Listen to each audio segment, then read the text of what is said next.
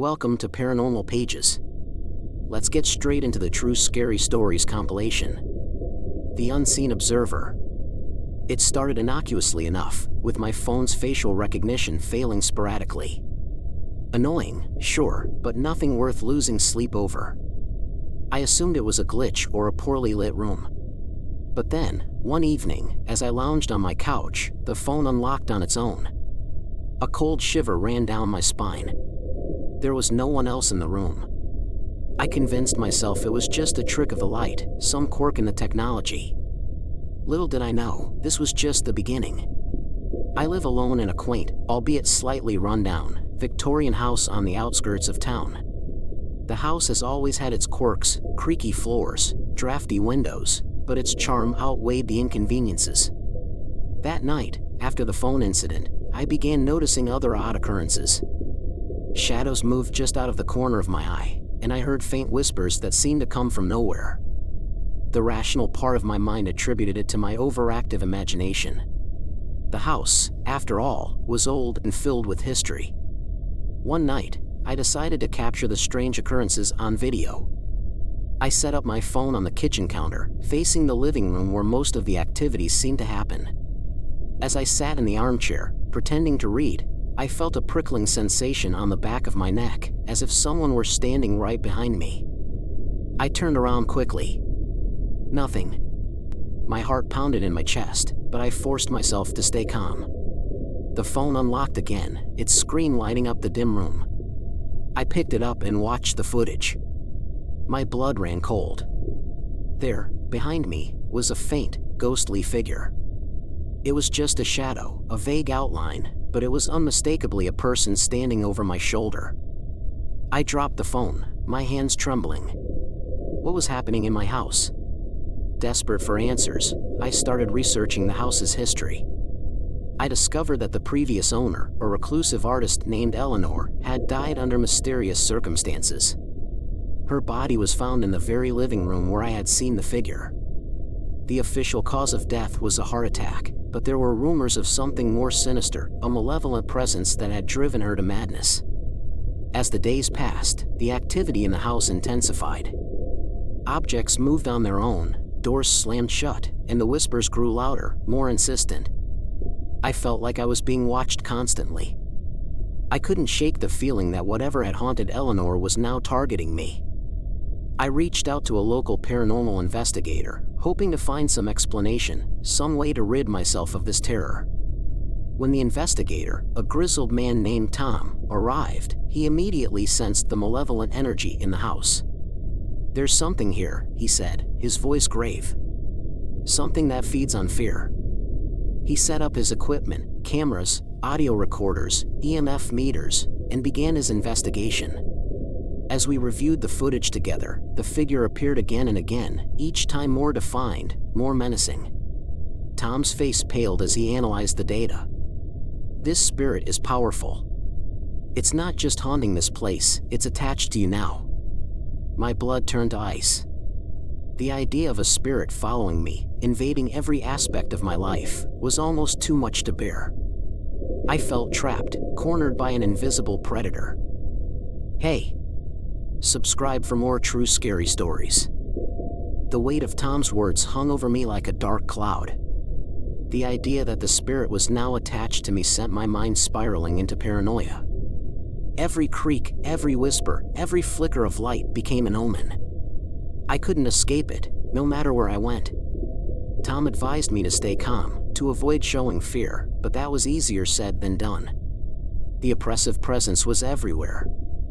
One evening, as I sat in my bedroom, trying to focus on anything but the creeping dread, my phone buzzed.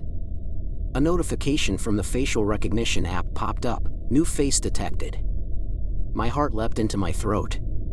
With trembling hands, I opened the app. There, in the dimly lit bedroom, was the figure again, standing right behind me. Its features were clearer now, a twisted visage with hollow eyes that seemed to bore into my soul. I spun around, but of course, the room was empty. "Get out," I whispered to myself, the words barely audible. But the spirit wouldn't leave. It grew bolder, more aggressive. I started finding scratches on the walls, messages scrawled in a jagged, almost frantic script.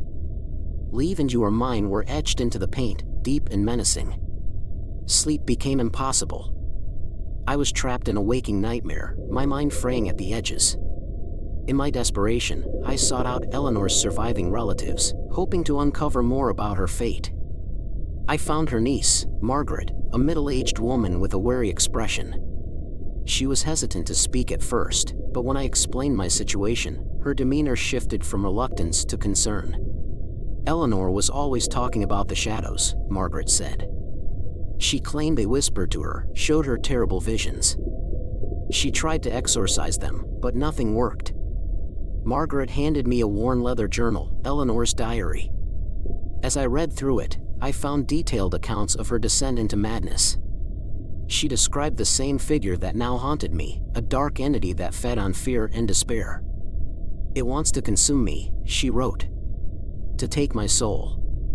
The more I read, the clearer it became that Eleanor had fought a losing battle against this malevolent force.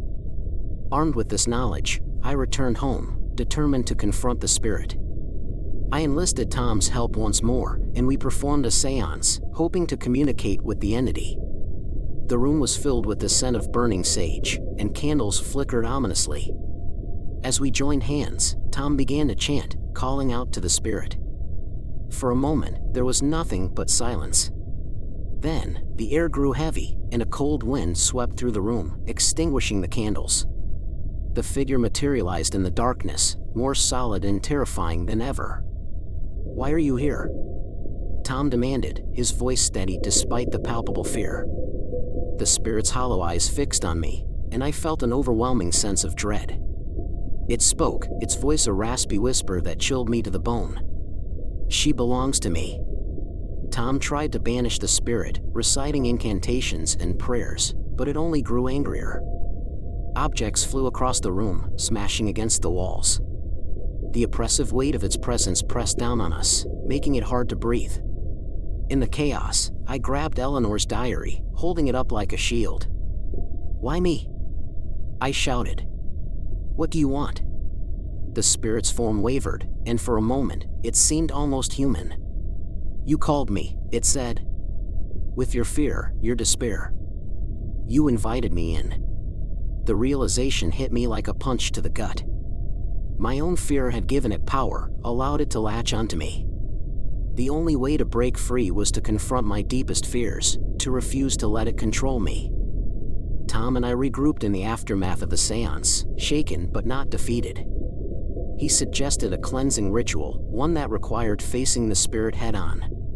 We need to sever the connection it has to you, he said. But it's going to be dangerous.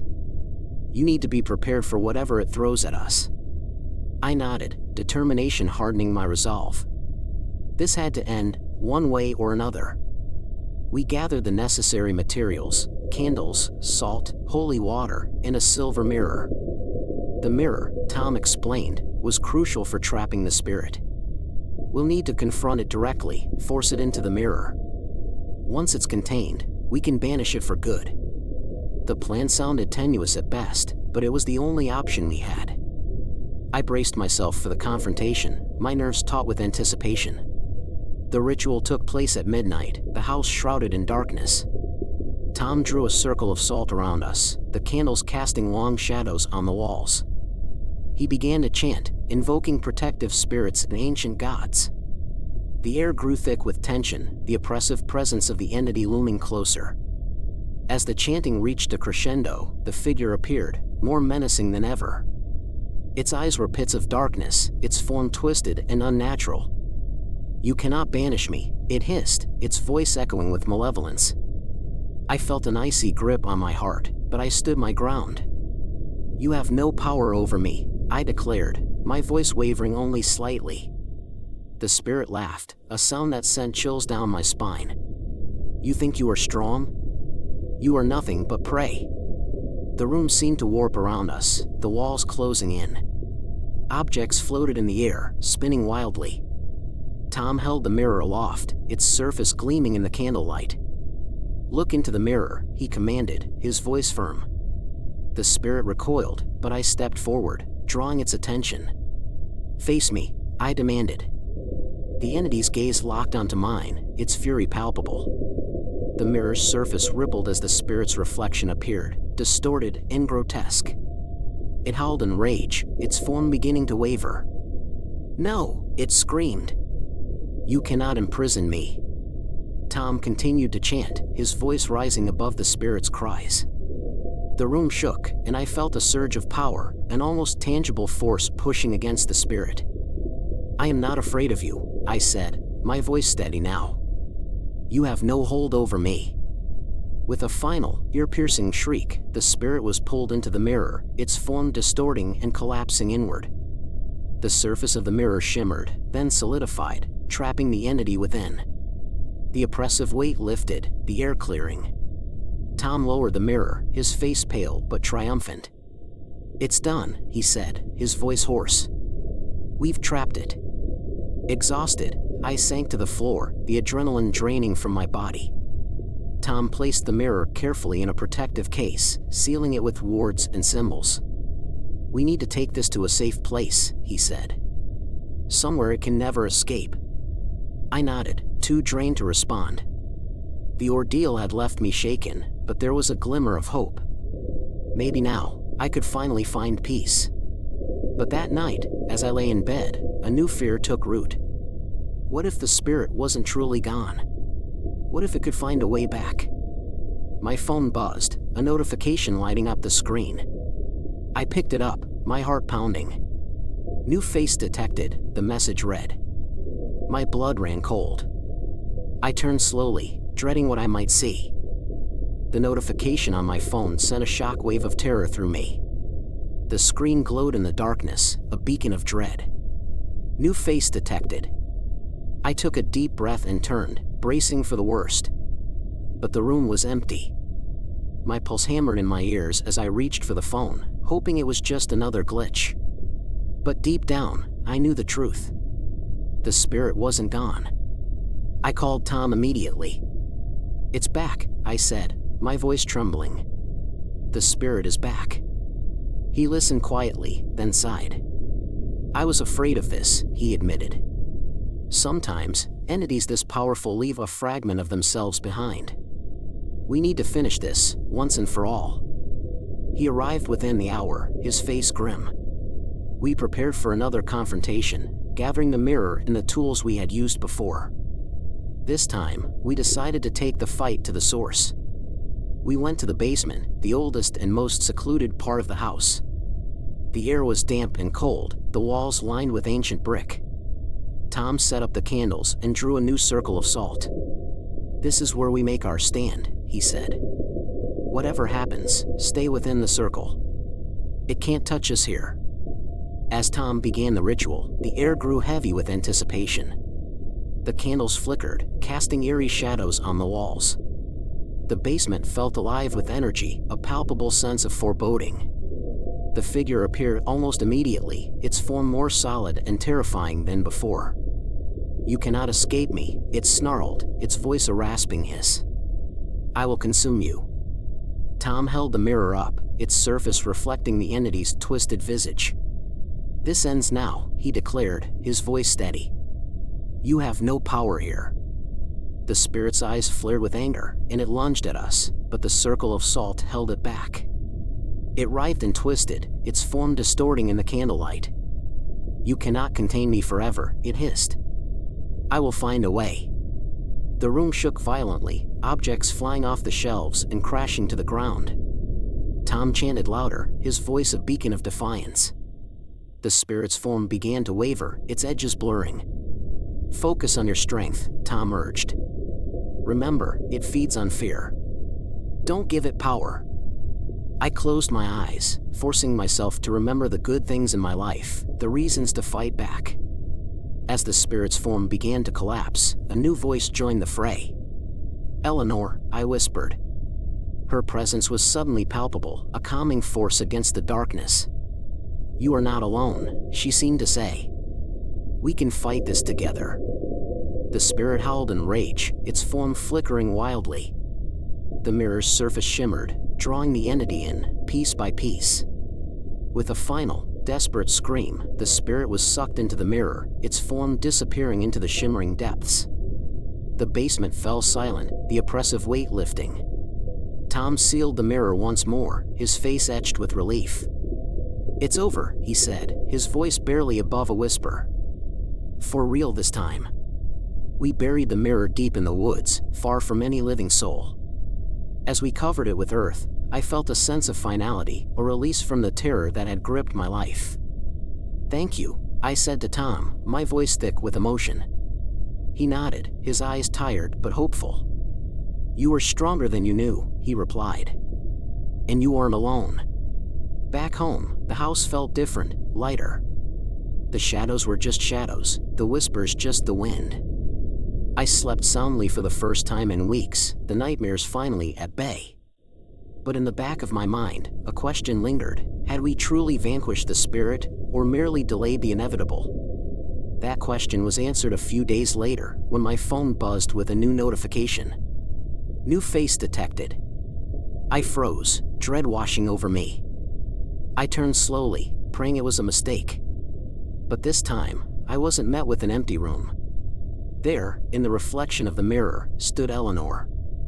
Her face was serene, almost sad. "It's not over," she whispered. "Hey.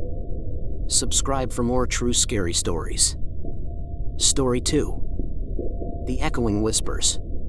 It all started innocently enough, a slight itch in my ear that I chalked up to water from my morning shower. I remember shaking my head, tapping the side of my ear, and even using a cotton swab in a futile attempt to alleviate the discomfort. But the itch persisted, growing more irritating with each passing hour. By the time evening rolled around, the itch had become a maddening tickle, as if something tiny and insistent was crawling inside my ear canal. I must be imagining things, I muttered to myself, staring at my reflection in the bathroom mirror. The reflection stared back, pale and tired, with dark circles under its eyes. I'd been working long hours at the library, cataloging ancient texts and obscure manuscripts, and it seemed to be taking its toll. I tried to distract myself with my work, but the sensation only grew worse. It felt like 1,000 tiny legs scrambling deeper into my ear. By midnight, I couldn't take it anymore.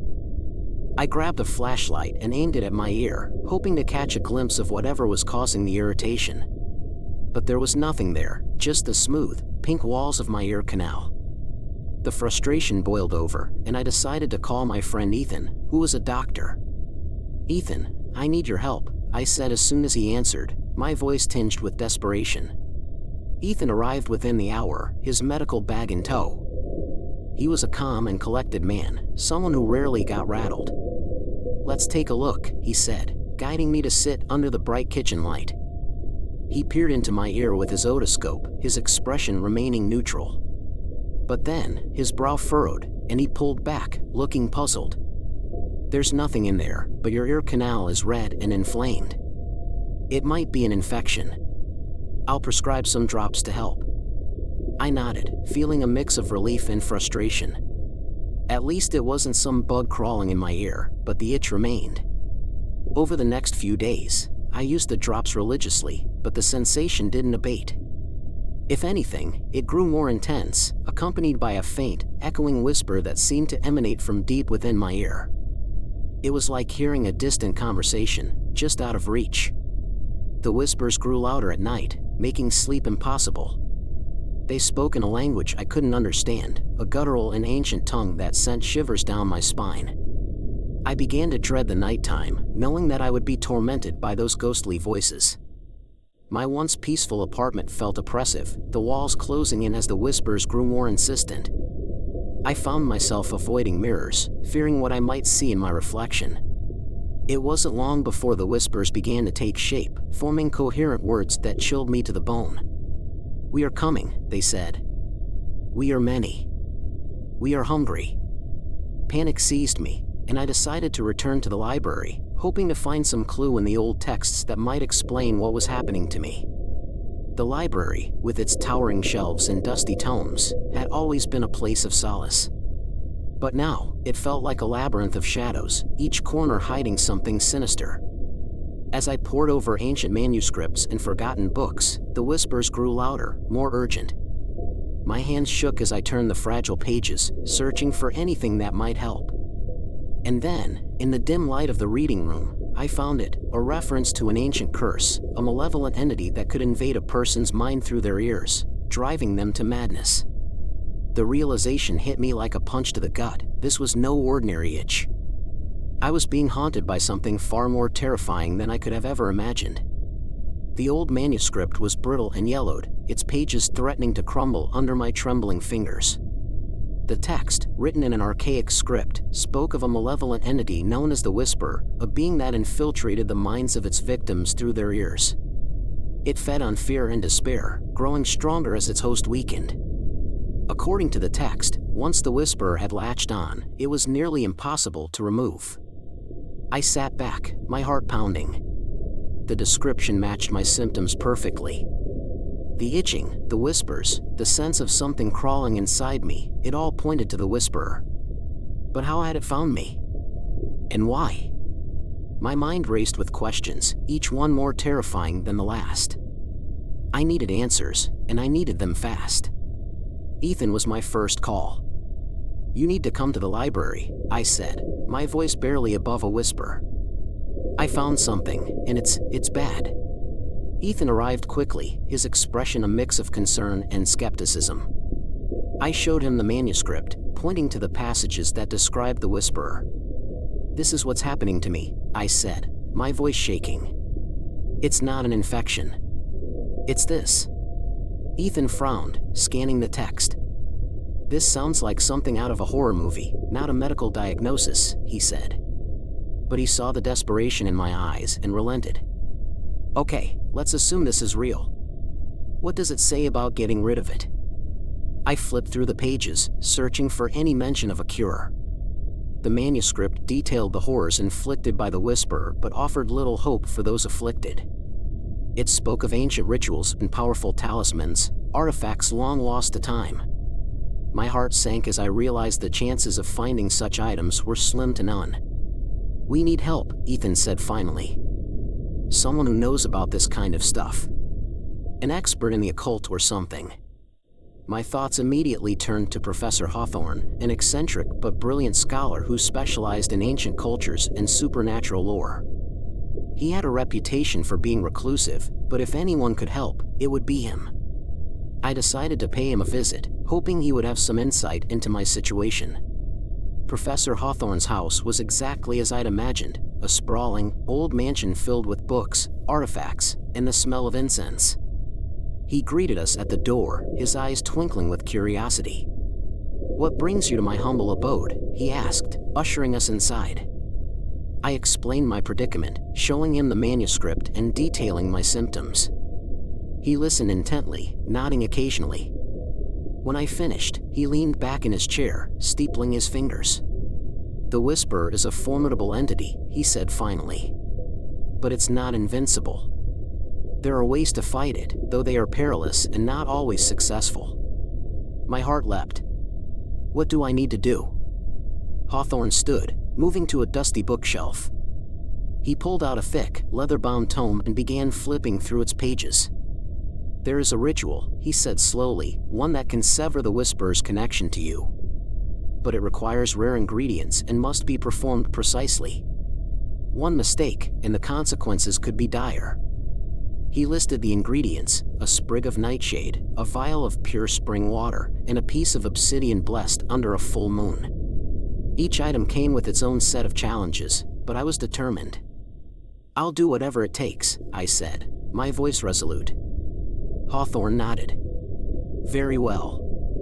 But be warned, the Whisperer will not go quietly. It will fight you every step of the way.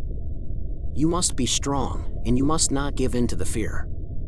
As I left the professor's house, the whispers in my ear grew louder, more insistent. They knew what I was planning, and they didn't like it.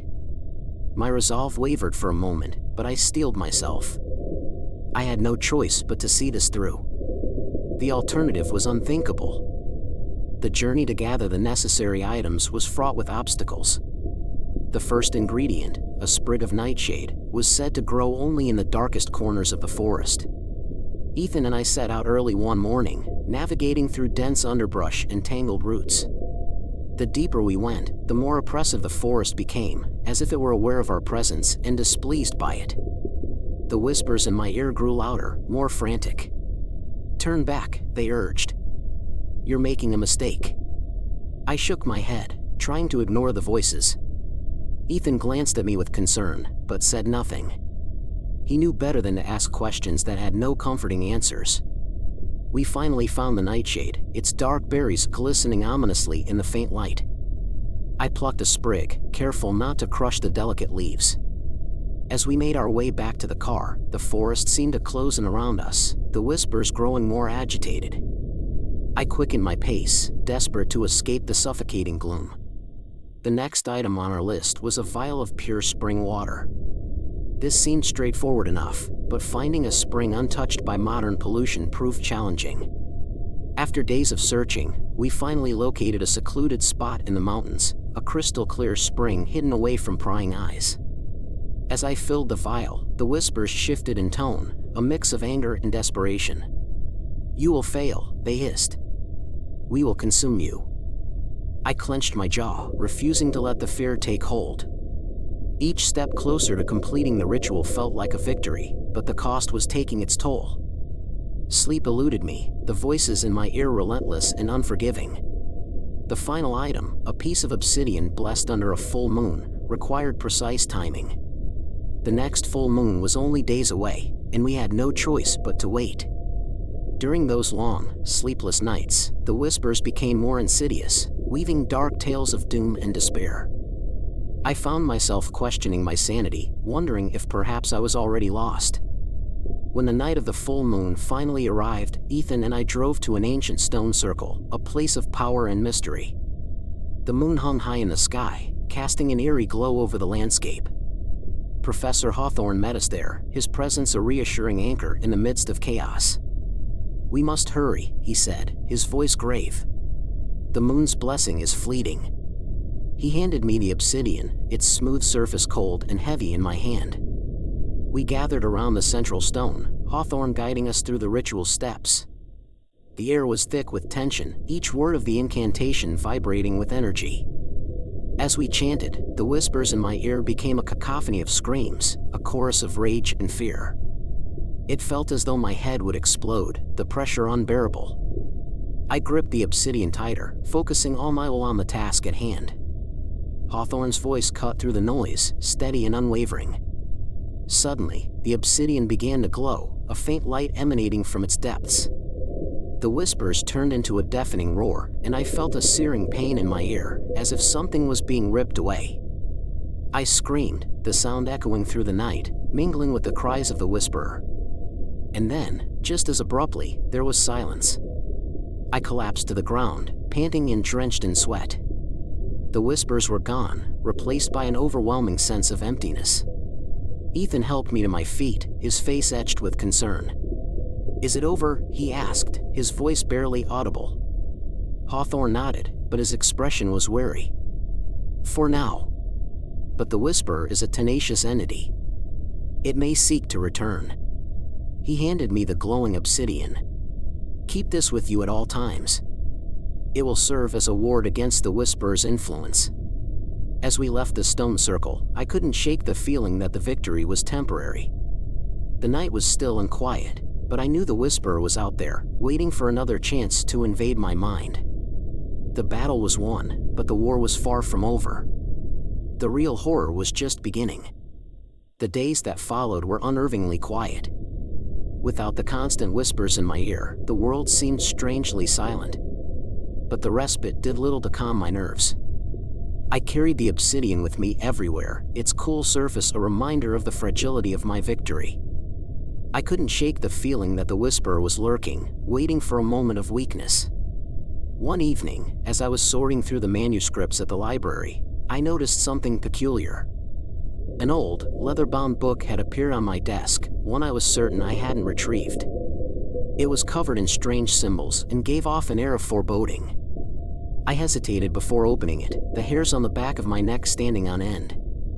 The book detailed rituals and curses similar to those in Professor Hawthorne's tome, but with one significant difference: it mentioned a way to banish the Whisperer permanently. The ritual required a final confrontation, a direct challenge to the entity in the place where it was strongest, within the victim's own mind. My hands trembled as I read the instructions. It was dangerous, but if successful, it would end the torment once and for all. I called Ethan and Hawthorne, explaining what I had found. Ethan was skeptical but agreed to help. Hawthorne, on the other hand, seemed both intrigued and wary. "This is risky," he warned. "The Whisperer is at its most powerful in your mind. If you falter, it could consume you entirely."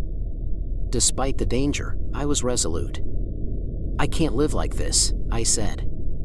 "I have to try." We prepared for the ritual that night. Hawthorne set up a circle of protection in my living room, using ancient symbols and burning incense to create a barrier against the Whisperer's influence. I sat in the center, clutching the obsidian, while Ethan and Hawthorne stood outside the circle, ready to intervene if necessary. As Hawthorne began chanting, I closed my eyes and focused on the obsidian, letting its cool energy flow through me. The whispers returned, faint at first but growing louder and more aggressive. "You cannot defeat us," they hissed. "We are eternal." I felt a sudden pull, as if being drawn into a dark abyss. The world around me faded, replaced by a twisted landscape of shadows and echoes. The Whisperer's domain. I stood on a barren plain, the air thick with malice. Shapes moved in the darkness, indistinct but menacing. I gripped the obsidian tighter, trying to summon my courage. A figure emerged from the shadows, a grotesque amalgamation of faces and forms. It spoke in a voice that reverberated through my mind. "You dare challenge us," it snarled. "You are nothing." Summoning every ounce of resolve, I stepped forward. "I'm not afraid of you," I lied. "You have no power over me." The Whisperer laughed, a sound like shattering glass. It lunged at me, a whirlwind of darkness. I raised the obsidian, its light piercing the shadows. The entity recoiled, shrieking in pain. I pressed forward, chanting the incantation Hawthorne had taught me. The light from the obsidian grew brighter, forcing the shadows to retreat. "You cannot banish us," the Whisperer cried, its form flickering. "We are legion." But I could feel its power waning. The obsidian was working, channeling my will into a weapon against the darkness. I focused on the light, pouring all my fear and determination into the chant.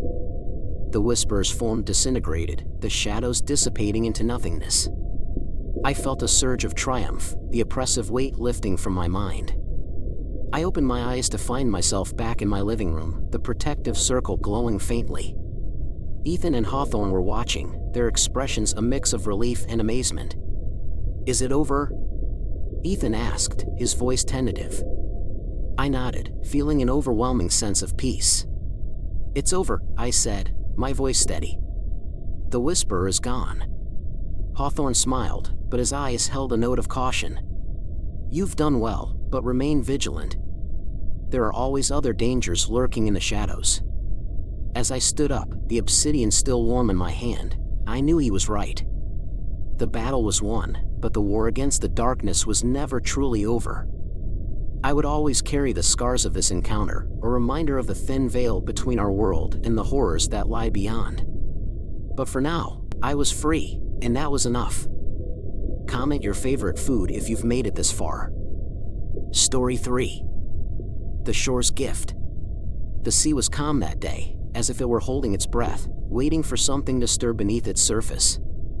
I walked along the shoreline, the wet sand cold beneath my bare feet, searching for treasures the ocean might have left behind. There was a certain tranquility in the rhythm of the waves, in the way the water lapped at the shore, retreating into the vastness of the unknown. I often came to the beach for solace, for a sense of peace that seemed to elude me in the rest of my life. But today, there was something different in the air, something I couldn't quite place. I almost missed it at first, half buried in the sand, glinting faintly in the waning light of the afternoon. A shell, more exquisite than any I had ever seen. Its surface was iridescent, shifting colors like the scales of a mythical creature. I knelt down, brushing the grains of sand away, and carefully picked it up. It was warm, almost unnervingly so, as if it had been lying in the sun all day, though the sky was overcast and the breeze cool. The shell's curves were delicate, the kind that seemed to whisper ancient secrets of the deep. As I brought it closer to my ear, a childish curiosity taking hold, I anticipated the familiar sound of the ocean, that soothing echo that brings a sense of connection to something vast and eternal. Instead, the moment it touched my ear, a coldness spread through me, chilling my bones despite the warmth of the shell. The sound that emerged was not the gentle sigh of waves, but a whisper, faint, almost inaudible at first. I couldn't understand the words, but the tone sent a shiver down my spine. It was my voice. Only it was twisted, distorted, speaking in a tone filled with malice and fear. "What are you doing here?" it asked, as if someone had recorded my voice and played it back in slow motion, dripping with contempt. My heart raced, and I nearly dropped the shell in my panic. I pulled it away from my ear, staring at it as though it had betrayed me. But I couldn't resist the morbid curiosity that had taken hold of me, that gnawing need to understand what I had just heard. I brought it back to my ear, holding my breath. This time, the words were clearer, and what I heard made my blood run cold. The voice began recounting moments from my life, things I had locked away in the deepest recesses of my mind, memories I had buried because of the shame, the guilt, the fear. Every word it spoke was a direct assault on my sanity, each whisper unraveling a part of me that I had thought was safely hidden. And it kept going, relentless, as though it knew it had found the cracks in my armor and was determined to break me. Terror seized me as the shell revealed my darkest fears, fears I hadn't even admitted to myself. I felt exposed, vulnerable in a way that was almost unbearable. I tried to throw the shell away, but my hand wouldn't let go. It was as though the object had fused with my skin, becoming an extension of my own body. The whispers grew louder, more insistent, echoing in my mind even after I pulled the shell away. I clutched it in a desperate grip, my knuckles white, and sank to my knees on the damp sand. The world around me seemed to fade, the roar of the ocean silenced by the whispers that now filled my head completely. There was no escape from the words, from the fear that they conjured. And as I sat there, paralyzed by the horror that had taken root inside me, I realized something far more terrifying than the words themselves. The voice had changed. No longer was it simply a twisted version of my own. Now, it was something else entirely, something ancient and malevolent, something that had been waiting for me all along. Hey! Subscribe for more true scary stories. I don't know how long I sat there, knees digging into the cold, wet sand, staring blankly at the horizon as the sun dipped below the waves. It could have been minutes, or it could have been hours. The shell was still in my hand, its edges sharp enough to cut into my skin, but I didn't care. My thoughts were scattered, fear and confusion warring within me, yet the whispers persisted, crawling through my mind like a spreading rot. The voice inside the shell had become something else entirely, a dark, mocking tone that felt ancient, like it had existed long before me and would continue long after I was gone. I forced myself to stand, legs trembling, and stumbled back to the small cottage I rented by the beach. It had always been my refuge, a place where I could escape the pressures of the world, but now it felt foreign, as if I had crossed into another reality altogether. I locked the door behind me, as if that could keep out the horrors that were no longer just in the world, but within my own head. The shell was still in my hand, its weight unnatural, a constant reminder of what I had heard. I set the shell on the kitchen table, staring at it as though it were a living thing, a malevolent creature waiting to strike. My hand hovered over it, hesitant to touch it again, but I couldn't tear my eyes away. I was too afraid of what might happen if I let it out of my sight. The whispers had finally stopped, but the silence was worse. It was thick and suffocating, pressing down on me with an oppressive weight. The absence of the voice left a void that felt as though it would consume me. "What do you want from me?"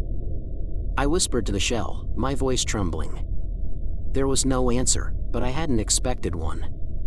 I was talking to a piece of the ocean, to something that should have been nothing more than a beautiful trinket, yet it had somehow taken on a life of its own.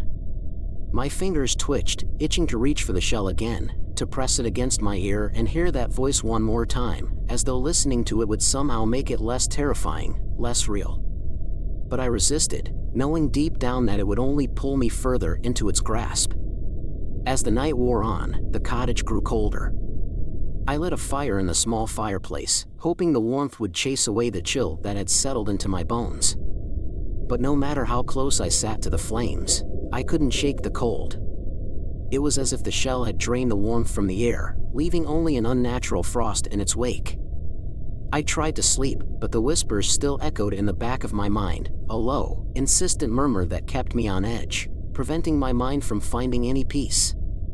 Finally, in the dead of night, when the wind howled outside and the waves crashed violently against the shore, I gave in. I reached for the shell with trembling hands, desperate to understand what was happening to me, to find some kind of explanation that could make sense of the nightmare I was living. As soon as I pressed it to my ear, the whispers returned, louder than before, as if they had been waiting for me to break. The voice was no longer content to simply remind me of my fears. It was now demanding something from me, something I couldn't quite grasp. "Come to the water," it hissed, the words slithering into my mind like poison. "Come and see what waits beneath." I dropped the shell, backing away from the table in horror. The voice was no longer a part of the shell, it was everywhere, surrounding me, filling the room with a malevolent presence. I could feel it in the walls, in the very air I was breathing. It was as though the shell had opened a door, and now something had crossed over into my world, something that wanted to drag me back with it into the dark depths of the ocean.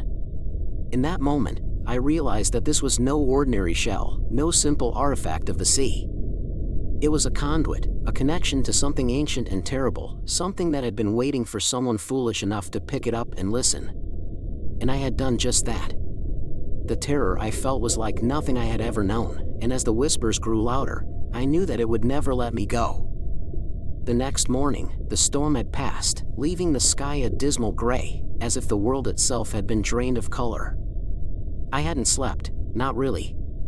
The few moments I'd managed to close my eyes had been filled with nightmares, visions of dark waters pulling me under, of skeletal hands reaching out from the abyss, dragging me into a place where no light could ever reach.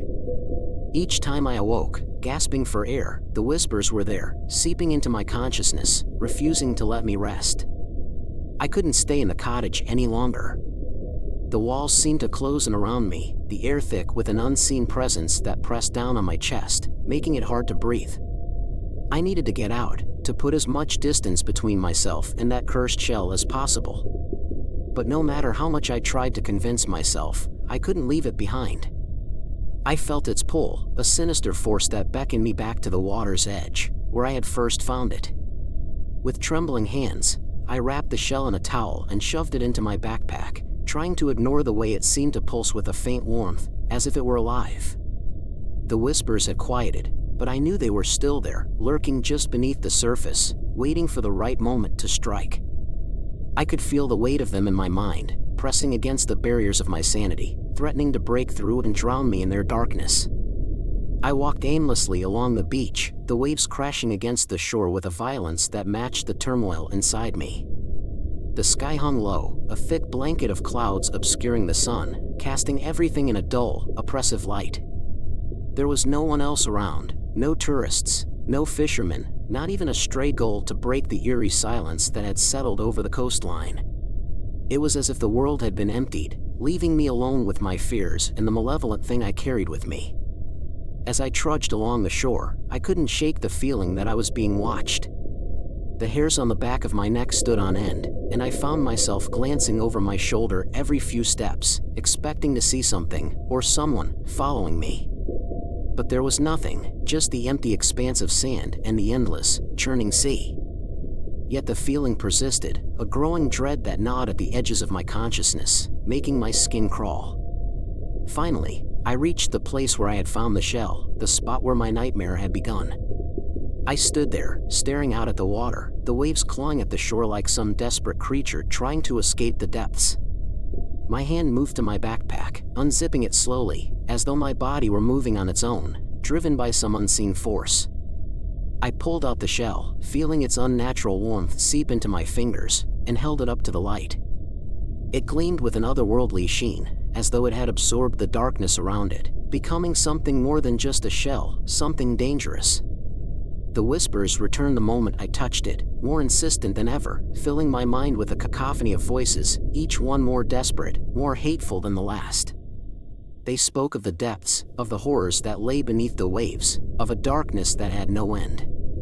And through it all, one voice stood out, louder and more commanding than the rest, the voice that had first spoken to me, the one that had whispered my darkest fears in my own voice.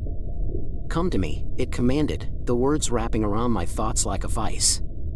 "Come to the water." I couldn't resist. My feet moved of their own accord, carrying me closer to the edge, where the waves lapped at the shore with a frenzied hunger. The world around me seemed to blur, fading into nothingness as the water called to me, its voice a siren song that promised release, oblivion, and something else, a secret that lay hidden beneath the surface, waiting to be discovered. As I stepped into the icy water, the whispers grew louder, almost deafening, and I knew, in that moment, that there was no going back. The shell pulsed in my hand, as though it were alive, guiding me deeper into the sea, pulling me toward the source of the voice that had haunted me. And I followed, helpless against its pull, my thoughts no longer my own, my will drowned out by the malevolent presence that had taken hold of me. The water rose around me, cold and relentless, dragging me into its depths. And as the darkness closed in, I knew that I had crossed a threshold, that I was no longer just a man standing on the shore, but something else, something that belonged to the ocean, to the shadows that lurked beneath its surface, waiting to claim me. The water enveloped me, its icy fingers creeping up my legs, pulling me deeper with each step. I could feel the sand shifting beneath my feet, dragging me down as though the ocean itself was hungry for me. The shell in my hand seemed to pulse in time with my racing heart, guiding me forward, deeper into the cold embrace of the sea. The whispers had become a roar, a thousand voices screaming inside my head, each one more frantic than the last. They told me to surrender, to give in to the pull of the abyss, to embrace the darkness that awaited me below. As I waded further into the water, the sky darkened above me, the clouds gathering like a shroud, cutting off the last vestiges of light. The horizon blurred, the line between sea and sky vanishing until there was nothing but the vast, consuming blackness. I was alone, surrounded by the cold, and yet I could feel something watching me, waiting just beneath the surface. It was as though the ocean itself had come alive, a sentient force with its own malevolent will. "Come closer," the voice whispered, more clearly now, as though it were speaking directly into my ear. "You're almost there." I tried to resist, to turn back, but my body wouldn't obey. The pull was too strong, too overwhelming. The water reached my chest, and with it came a bone-chilling cold that seeped into my very soul, numbing me to everything but the voice. The waves lapped at my shoulders, and still, I moved forward, deeper and deeper into the abyss. The world above the water was gone now, replaced by the swirling darkness that seemed to press in from all sides, suffocating, inescapable. The moment the water closed over my head, the silence was absolute. The whispers ceased, replaced by a profound stillness that was somehow more terrifying. I was floating, suspended in the cold, black water, completely alone. My lungs burned, the urge to breathe overwhelming, but I held on, resisting the instinct to gulp in the icy seawater. I knew, deep down, that if I did, I would be lost forever. And then, through the darkness, I saw it, a faint, pulsing light, deep below me. It was weak at first, barely noticeable, but it grew brighter, more intense, as if something was drawing nearer, coming up from the depths to meet me. My heart pounded in my chest, and I felt the shell vibrate in my hand, as though it were resonating with the light. The pull became stronger, an irresistible force dragging me down, deeper into the unknown. I couldn't fight it. The darkness closed in around me, the light growing brighter and brighter until it was all I could see. And then, with a suddenness that took my breath away, I broke through the surface, not of the ocean, but of something else, something far more alien and terrifying. I found myself in a vast, underwater cavern, the walls pulsing with an unnatural light, casting eerie shadows that danced like ghosts in the water. The air, or whatever passed for air in this place, was thick, suffocating, filled with the same whispers that had haunted me since I first touched the shell. They echoed off the walls, a cacophony of voices that made my head throb with pain. And then I saw it, the source of the light, the thing that had been calling to me, that had whispered my darkest fears in my own voice. It was massive, an ancient, twisted creature that defied all reason and understanding. Its body was a writhing mass of tendrils and eyes, glowing with a sickly, unnatural light that pulsed in time with the shell in my hand. It was watching me, all of its eyes focused on me, and I knew, in that moment, that it had been waiting for me all along. "Welcome," the voice said, no longer a whisper but a deafening roar that filled my mind, driving out all other thoughts. "You belong to me now." I wanted to scream, to run, but there was nowhere to go. The creature's tendrils reached out, wrapping around me, pulling me closer, until I was staring into the depths of its many eyes, seeing my own reflection twisted and distorted in their sickly glow. The shell in my hand cracked, its surface shattering as though it had served its purpose. And as the last piece of it fell away, I felt the creature's presence invade my mind completely, consuming me, drowning me in the darkness of the abyss. In that final moment, as the last of my will was stripped away, I realized the terrible truth: the whispers had never been about my fears. They had been about what I had always been destined to become. And now, in the cold, dark embrace of the abyss, I knew that there was no escape. The darkness swallowed me whole. Story 4. The Vanishing in the Canvas. When my sister Claire and I first saw the painting, we were puzzled by its sudden appearance in our inherited estate. It was an old thing, framed in dark, intricately carved wood that spoke of another time.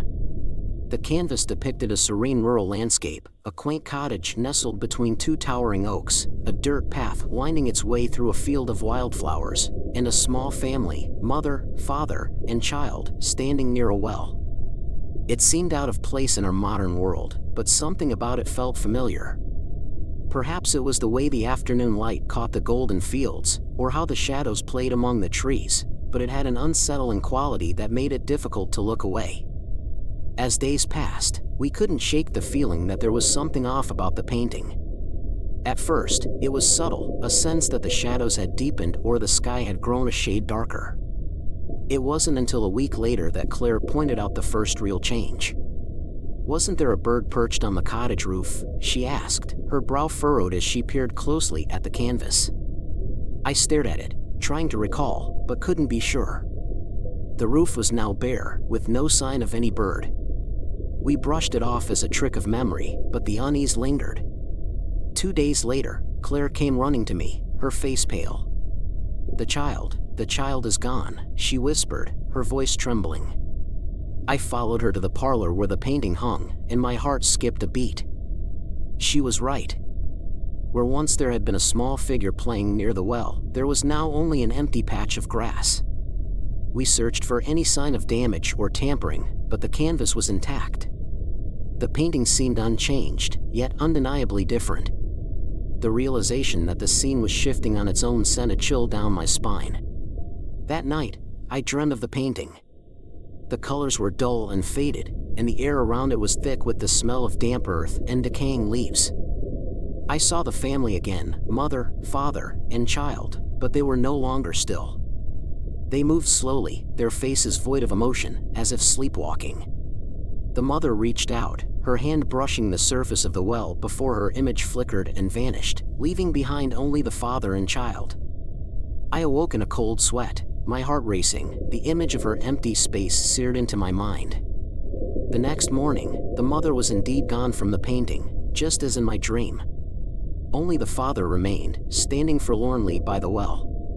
Claire and I stared at the canvas, dread settling in our bones. "What does it mean?" she asked, her voice barely a whisper. I had no answers. All I knew was that the painting was not just a piece of art, it was something far more sinister. The quaint rural scene was a trap, a prison for those who once lived within it, and now, one by one, they were being erased from existence. As the sun set that evening, casting long shadows across the room, I felt an overwhelming sense of dread. Whatever was happening inside that painting, it wasn't over. And somehow, I knew that the disappearance of the figures was only the beginning. The days following the disappearance of the mother were suffused with a growing, oppressive tension. Claire and I took turns keeping watch over the painting, though what we expected to see, neither of us could articulate. We hoped, perhaps foolishly, that the figures would return, that everything would revert to the tranquil scene that once was. But each time we looked, the canvas only grew more ominous, more unsettling. The father was next. One moment, he stood alone by the well, his posture stiff and unnervingly lifelike. The next, he was gone, leaving nothing but the barren landscape and the lonely well. The absence of his figure hit us harder than I could have anticipated. It was as if the very air in the room had been sucked out, leaving behind a suffocating void. "This can't be real," Claire muttered, pacing back and forth, her eyes wild with a mix of fear and disbelief. "Paintings don't just change. People don't just disappear." But they had, and deep down, we both knew there was no rational explanation for what was happening. That night, sleep eluded me, my mind haunted by thoughts of the painting. I couldn't shake the feeling that we were being watched, that something within the canvas was aware of us, and it was growing bolder, more dangerous, with each passing day. The house, once a comforting reminder of our childhood, now felt alien, as if the walls themselves were closing in on us. Then came the night we heard the voices. I had just drifted off when a faint sound pulled me back to consciousness. At first, I thought it was the wind, a low murmur outside the window. But as I listened, I realized it was coming from within the house, from the direction of the parlor. I bolted upright, my heart pounding in my chest, and raced to find Claire, who was already standing in the hallway, eyes wide with terror. "Do you hear it?" she asked, her voice trembling. I nodded, unable to speak. We crept down the stairs together, the sound growing louder with each step. It was unmistakably the sound of voices, whispers, echoing through the silence of the house. When we reached the parlor, the whispers ceased abruptly, leaving only the deafening thump of my heartbeat in my ears. The painting was just as we had left it, only now, the child too was gone. The well stood alone in the middle of an empty field, the trees dark and foreboding under a cloudy sky. "What is happening?" Claire's voice broke, tears welling up in her eyes. I had no answer for her, only a deep, gnawing fear that whatever force had claimed the figures in the painting was far from finished. And as I stared at the now barren landscape, a terrifying thought took root in my mind. What if the next to disappear wasn't just within the painting? In the days that followed, we kept all the lights on, refusing to let the darkness claim the house. Yet, even in the brightness, shadows seemed to crawl across the walls, and the whispers returned, growing louder, more insistent, each night. The painting, once a static image, now felt like a window, a portal to somewhere else, somewhere we were not meant to see. But the worst came when Claire, unable to bear the weight of the unknown, decided to destroy the painting. She grabbed a knife from the kitchen, her eyes filled with a mix of fear and determination. "We have to end this," she said, voice quivering as she approached the canvas. "We have to," but as she lifted the knife, the air around us thickened, and a cold, invisible force threw her backward, slamming her against the wall with a sickening thud. She lay unconscious, the knife clattering to the floor. And as I rushed to her side, something in the painting caught my eye, a flicker of movement. I turned, and to my horror, I saw them, the family, back in the painting, but different now, their faces twisted in agony, their eyes hollow and staring straight at me. When Claire awoke, her eyes were wide with terror, her breath coming in ragged gasps. "They're alive in there," she whispered, clutching at my arm with a grip far stronger than I thought she could muster. I didn't need to ask who she meant. I had seen them too, the family that had once inhabited the idyllic painting, now trapped in some nightmarish version of their former existence. Their faces, once serene, were now twisted into expressions of sheer horror, and their eyes, empty, hollow, devoid of any humanity, seemed to follow us wherever we moved. We couldn't stay in the parlor, but leaving it didn't bring us any comfort. The house itself had become an oppressive entity, each creak of the floorboards, each groan of the old pipes, a reminder that we were not alone. The whispers that had once come only at night now filled every corner of the house, a constant low murmur that seemed to rise and fall with the beating of our hearts. They were impossible to ignore, and worse, they were starting to sound like voices we recognized, our own. Days blurred together, each one a waking nightmare. Claire and I tried to leave the house, but every attempt was thwarted by some unseen force. The front door refused to budge, the windows wouldn't shatter no matter how hard we struck them, and the phones had long since gone dead. We were prisoners, just like the family in the painting, doomed to watch as our reality twisted into something unrecognizable. But then, something shifted.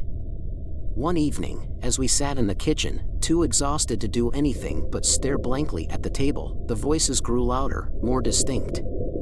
It was as if the walls themselves were speaking, their whispers coalescing into words that sent ice down my spine. "Come to us," they said, a chorus of voices melding into one, deep and resonant. "We need you to finish the picture." Claire's eyes met mine, and in them, I saw a reflection of the same horror that gripped my soul. "Finish the picture?" she echoed, her voice barely audible. The realization dawned on us both at the same time. The painting, whatever malevolent force had taken over it, was incomplete. The family was back, but something was missing. Someone was missing. And that someone was us. Desperation clawed at my chest as I fought to stay calm. "We have to destroy it," I insisted, but even as the words left my mouth, I knew it was futile. We had already tried, and the house had made its intentions clear. We weren't just dealing with a haunted object, we were dealing with something far more powerful, something that wouldn't rest until it had claimed us completely. That night, I dreamed again, but this time, the dream was not just mine. Claire and I shared it, our minds connected by the same terrifying vision. We were standing in the field from the painting, the well looming large before us, its dark waters reflecting the stormy sky above. The family was there too, their twisted forms moving slowly towards us, arms outstretched, as if beckoning us to join them. I could feel the pull, the irresistible force drawing us closer, closer to the well, to the abyss that awaited us. I woke with a start, my body drenched in sweat, and I knew what had to be done.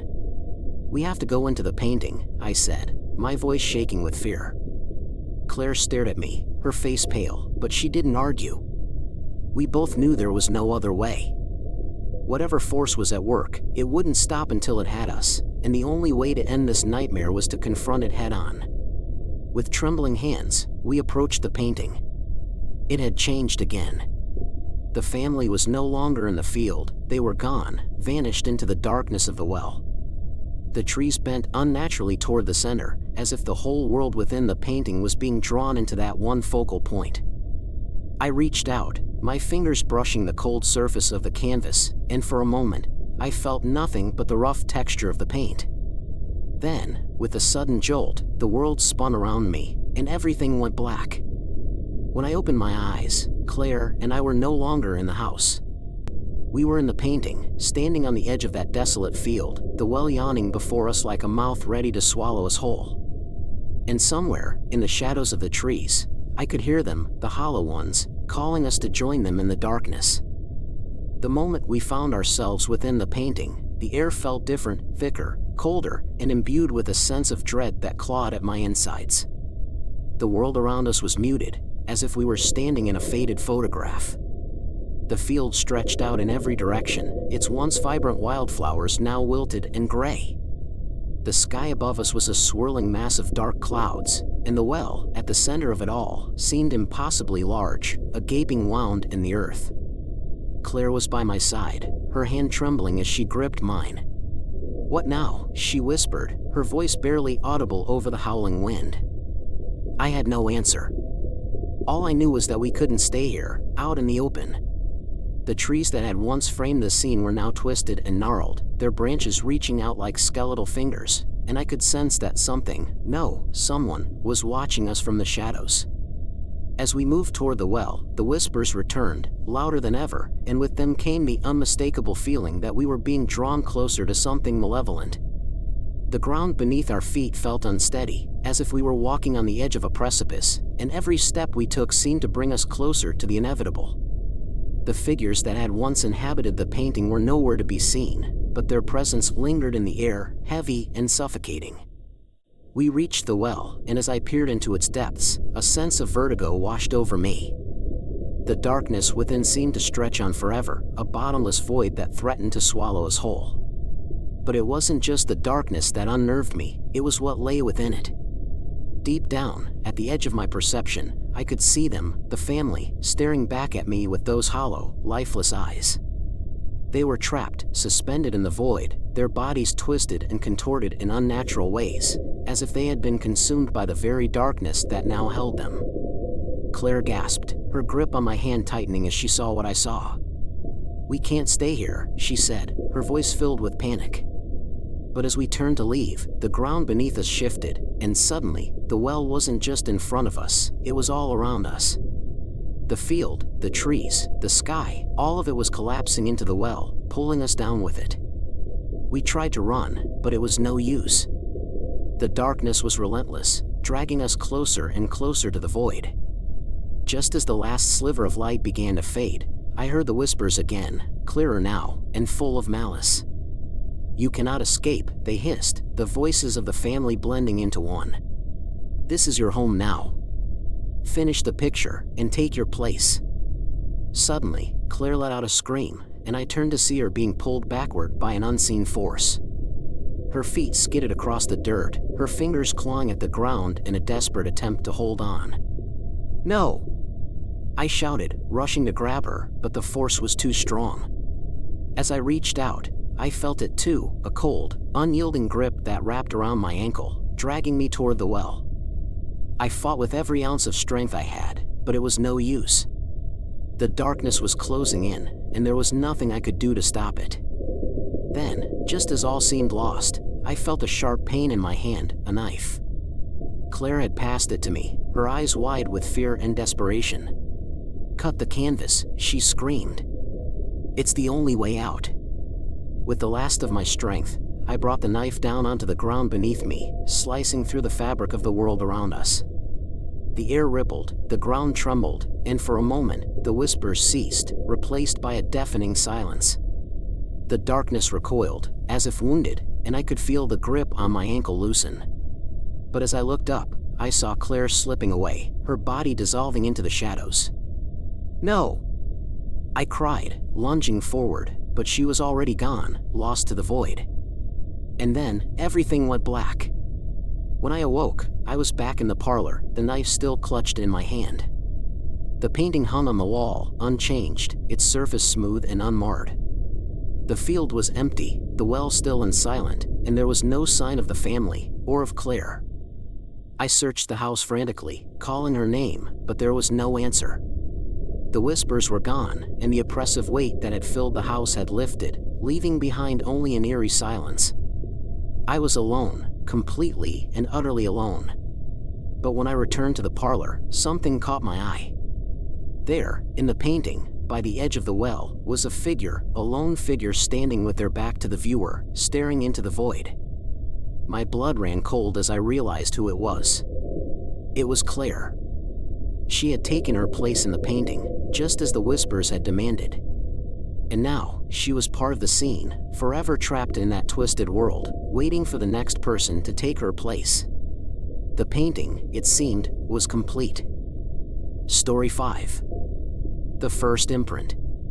It started on a dreary November evening when the first of the tiny handprints appeared. I was standing in front of the bathroom mirror, wiping away the condensation from a scalding shower, when I noticed it, a faint, child-sized handprint on the lower corner of the glass.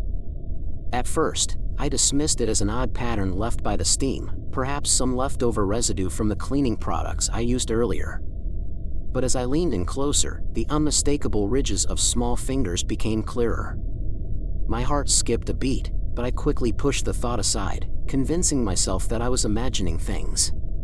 As the days passed, I couldn't shake the eerie feeling that something was off. The handprints began appearing more frequently, not just in the bathroom, but on other mirrors around the house, my bedroom, the hallway, even the kitchen. Each time, they were slightly smudged, as if left by a child who had been playing nearby. But there was no child in my home. I lived alone, and I had never had kids. One night, after an exhausting day at work, I came home to find the mirrors in my living room covered with dozens of these tiny handprints, all perfectly formed and arranged in a haphazard pattern as though a child had been frantically trying to get my attention. The sight of it sent a cold shiver down my spine, and for the first time, I felt genuinely frightened. Who, or what, could be leaving these prints? I had no answers, only a growing sense of dread.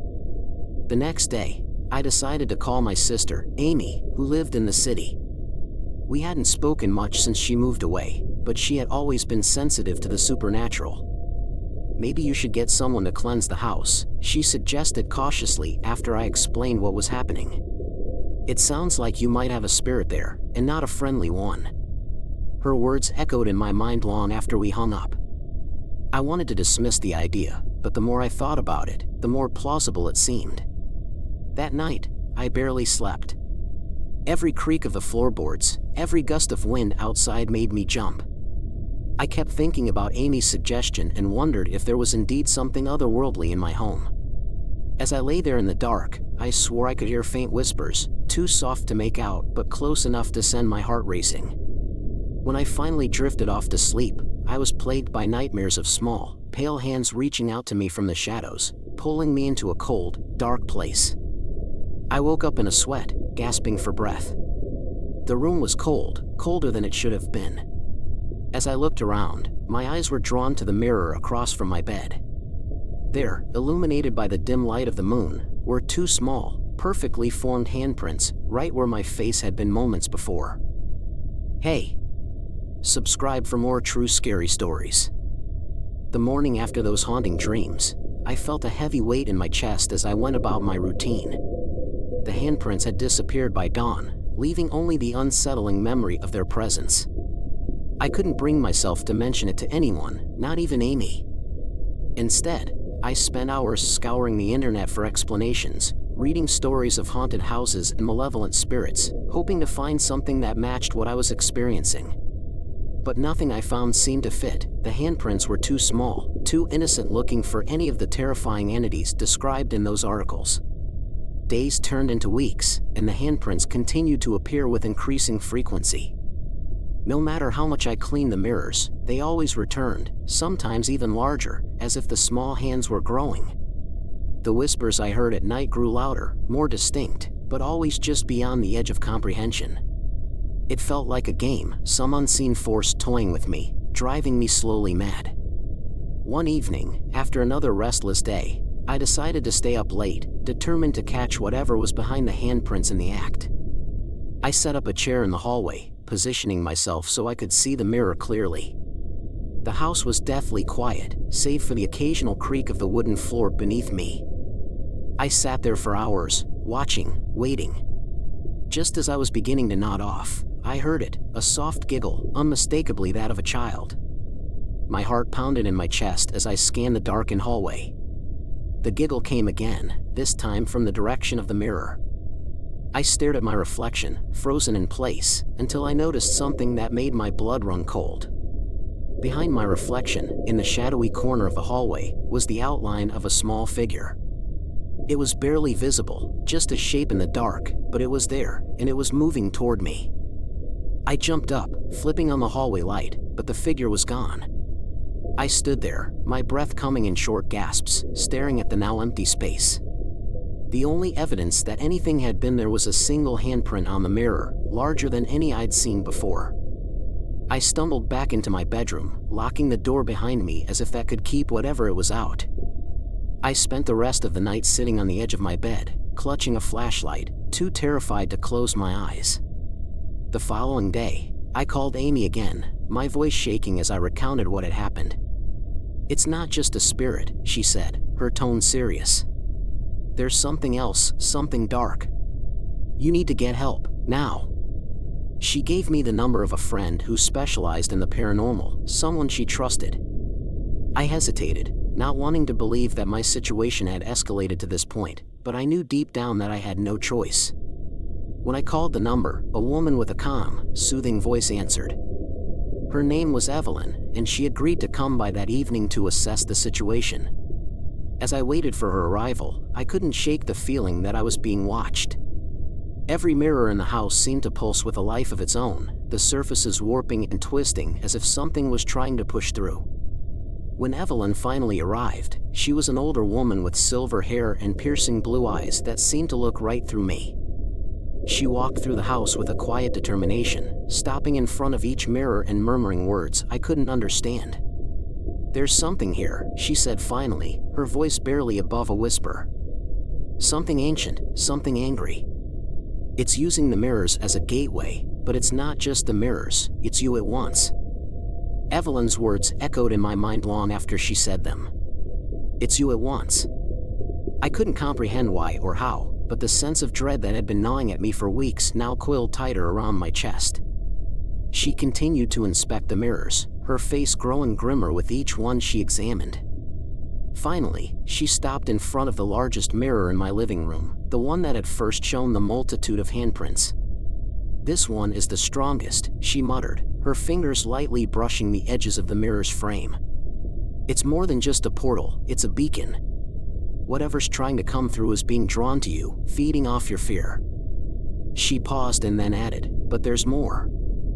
I can feel something familiar, almost like..." Her voice trailed off as she stared into the glass. I took a step closer, my heart pounding. "Almost like what?" I asked, my voice trembling. Evelyn turned to me, her expression a mix of concern and confusion. "It's as if this entity has a personal connection to you. I don't know how, but it's not just a random spirit. It knows you, or at least thinks it does. The handprints, they're its way of trying to reach out, but what it wants from you, I can't say." A cold sweat broke out across my forehead. I racked my brain, trying to think of any possible explanation. I had no connection to the paranormal, no history with anything like this. But then, a memory surfaced, a memory I had buried deep and forgotten for years. It was of a childhood friend, someone I had known briefly but intensely. We had played together in the woods near my childhood home, always away from prying eyes. He had been a strange, quiet boy, with pale skin and eyes that seemed too old for his small face. I remember the day he stopped coming to play, how his absence had left me feeling hollow. Could it be him? I whispered, more to myself than to Evelyn. Evelyn's eyes narrowed. "Who?" I explained the memory, the strange boy who had vanished from my life without a trace. I had never known what happened to him, no one had, really. He had simply disappeared, leaving behind a void I had filled with other friends, other memories. As I spoke, a chill crept over me. The handprints, the size, the height, they matched the memory of those small hands, always clutching mine as we played. Evelyn listened intently, her face serious. "It's possible," she said slowly, "that his spirit, or whatever was attached to him, has been trying to reconnect with you. But something went wrong. It's not the child you remember, at least not entirely. Spirits can change, especially when they linger too long in this world." I was silent, my mind reeling from this revelation. If it was him, if his spirit had somehow latched onto me, then I was the cause of all of this. But what did he want? Why now, after all these years? As if in answer, the mirror in front of us began to fog over, just as it had in the bathroom on that first night. But this time, it was different. The fog swirled, forming shapes, until the unmistakable outline of a face appeared, pale, with hollow eyes and a sad, twisted smile. It was him, or what remained of him. He looked at me through the glass, his gaze penetrating deep into my soul. And then, as if whispering directly into my mind, I heard his voice, faint but clear, you promised you'd never leave me." I stumbled back, my legs nearly giving out beneath me. The room seemed to spin, the air thick with an oppressive energy. Evelyn stepped forward, placing herself between me and the mirror. "This is not the child you remember," she said firmly. "This is something darker, something twisted by time and sorrow. We have to act quickly before it fully manifests." But before she could move, the lights flickered, and the entire house was plunged into darkness. The last thing I saw was the twisted smile in the mirror, growing wider, more menacing. The darkness that engulfed the house was absolute, a thick, oppressive void that swallowed everything. My breath caught in my throat as I fumbled for my phone, its faint screen the only source of light. Evelyn's voice cut through the pitch black, steady and commanding, "Stay close to me. Whatever you do, don't look into the mirrors." But it was too late. The mirrors were the only source of light now, glowing faintly in the darkness, each one displaying that same twisted smile, that familiar face that was no longer comforting but malevolent. The air grew colder with every passing second, and I could feel the presence tightening around me, a suffocating grip that made it hard to breathe. Evelyn began chanting something in a language I didn't recognize, her voice firm and rhythmic, but the entity in the mirrors only seemed to grow stronger. The whispers that had haunted me for weeks returned, louder now, echoing through the house with a manic glee. The small handprints started to appear again, not just on the mirrors but on the walls, the floors, even the windows. Everywhere I looked, those tiny, accusing handprints followed me, growing closer with each breath. "You promised." The voice was louder now, reverberating through my mind, seeping into my very bones. It was no longer just a whisper, it was a demand, filled with a sorrowful rage that made my heart ache. I clutched my head, trying to block it out, but it was no use. The memories flooded back, every moment with that boy, every promise we had made to each other as children, promises of friendship, of never leaving one another behind. I had broken that promise, and now it was time to pay. "Fight it," Evelyn shouted, her voice barely audible over the cacophony of voices. "Don't let it in." But it was already too late.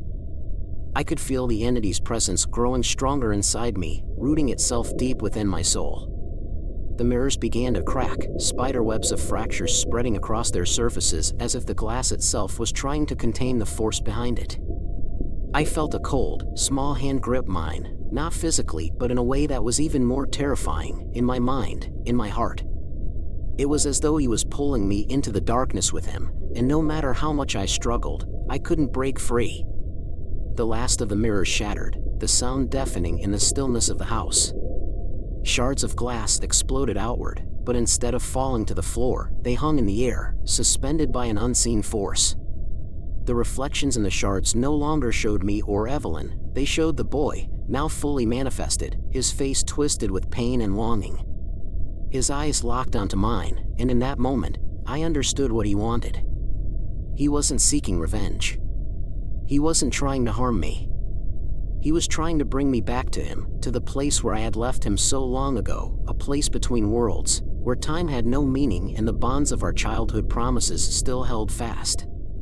The boy was no longer just a ghost, he was something more, something that had waited for far too long and had become twisted in the waiting. He was desperate, and that desperation was pulling me under.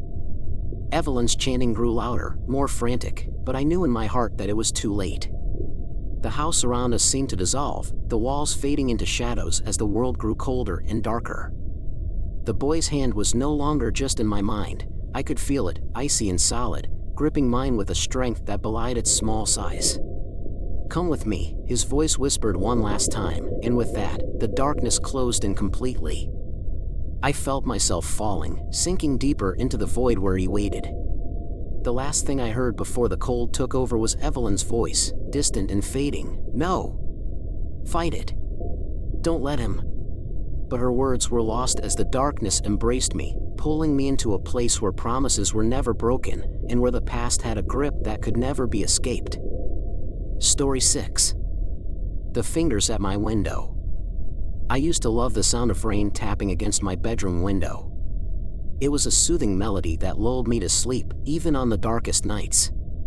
The steady patter was like nature's lullaby, calming my restless mind after long days at work.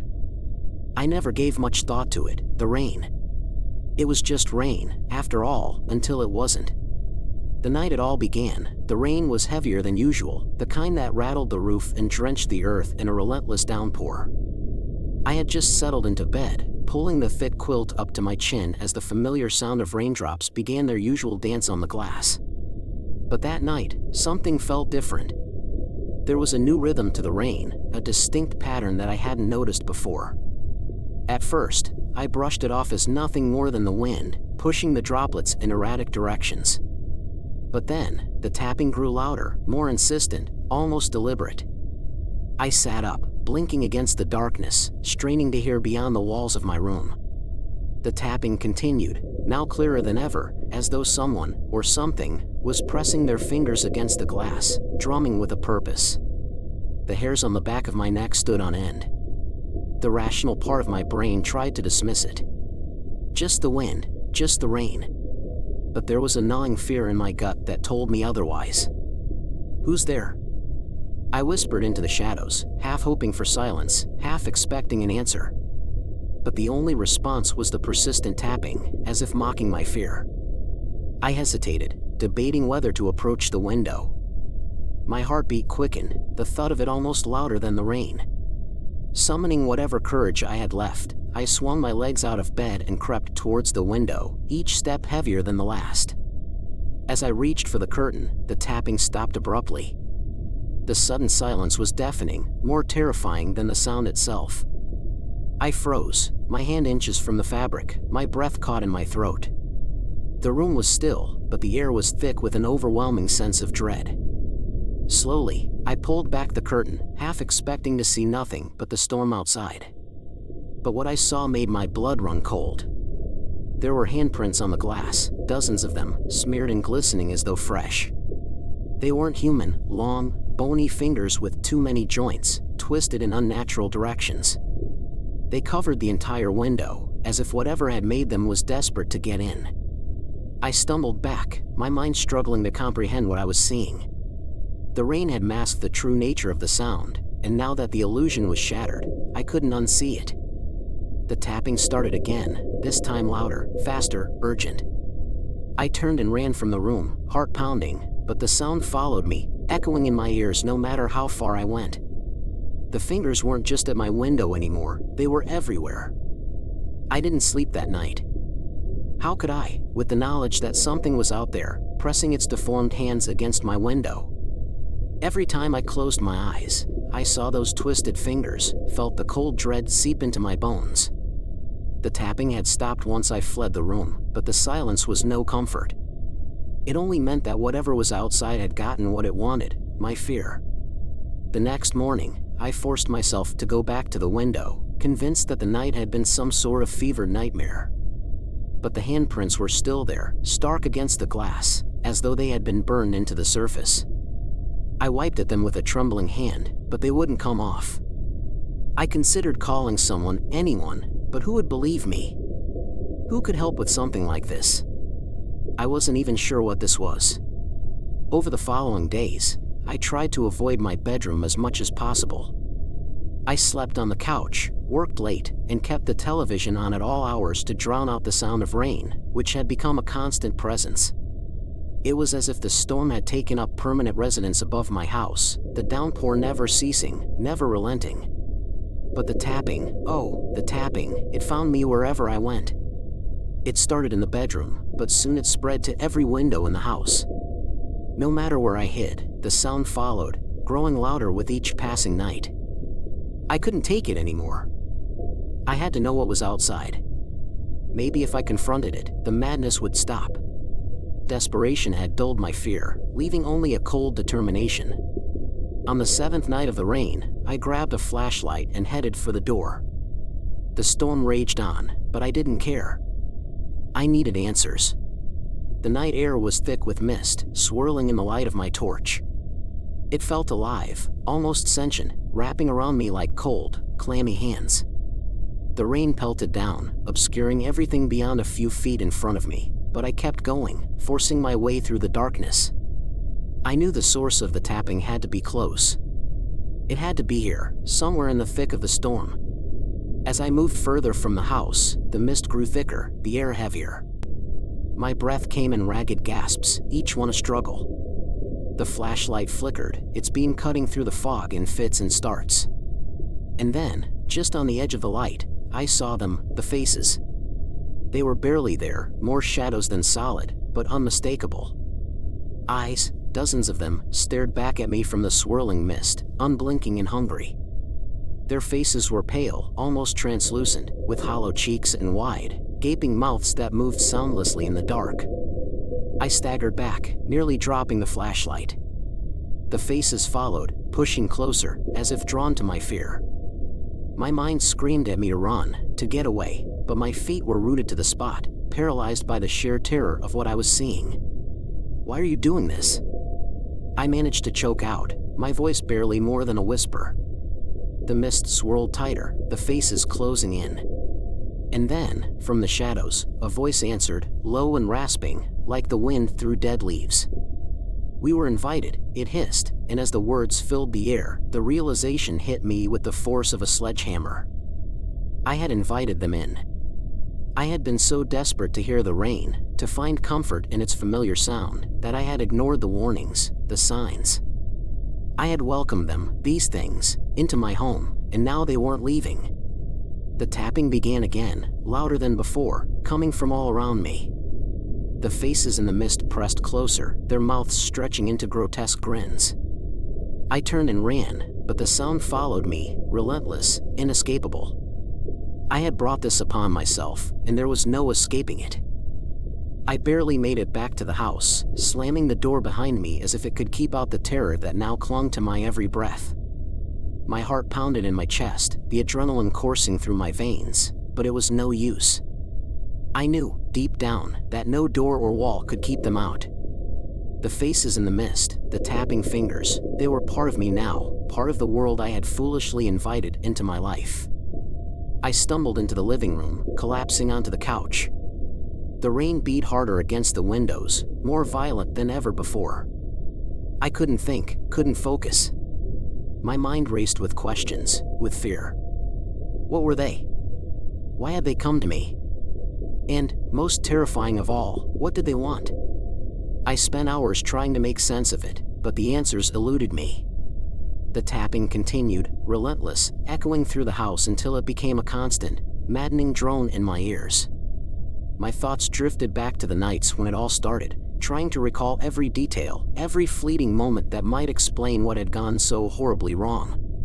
Then, I remembered something, an old book I had found at a second-hand shop a few weeks before. It had been tucked away on a dusty shelf, its leather cover cracked with age. The title had intrigued me, Whispers of the Beyond. I had bought it on a whim, thinking it might be a good read for the rainy nights ahead. But as I tried to remember what I had read, a cold realization began to creep over me. The book had been filled with strange, ancient rituals, rites that promised to grant the reader a connection with the other side. It had all seemed like nonsense, the kind of thing that might pass for entertainment but was never meant to be taken seriously. But I had tried one of the rituals, thinking it might be fun, a way to feel a little thrill on a dull evening. I had lit the candles, whispered the incantations, and, for a moment, felt nothing but foolish. But then, that night, the rain had started, and the tapping had begun. I bolted upright, the book's sinister implications crashing down on me. I had called them.